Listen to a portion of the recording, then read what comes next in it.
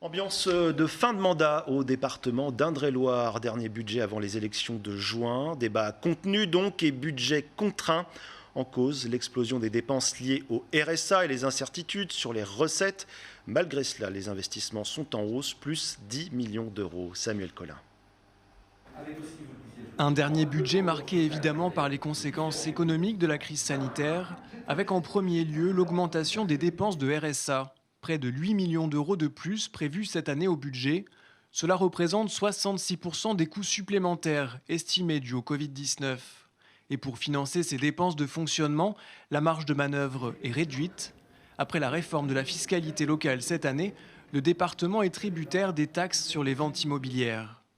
Les recettes, qui sont elles des recettes conjoncturelles, vont devoir financer des dépenses qui elles sont structurelles. Évidemment, du jour au lendemain, une crise immobilière ou autre fait qu'on peut passer de 100 millions d'euros de recettes, parce qu'elles sont conjoncturelles, à 60 millions comme c'était le cas il y a quelques années.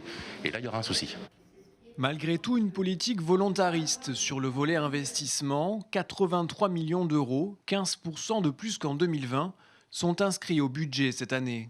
Avec comme premier budget d'investissement les collèges, mais aussi tout ce qui touche au bâtiment, à la transition énergétique et écologique, puisqu'on a le premier contrat de performance environnementale de France. Donc c'est tout ce qu'il nous faut faire en solidarité et tout ce qu'on veut faire, je dirais, de manière volontariste en relance, parce qu'il faut d'abord tenir bon.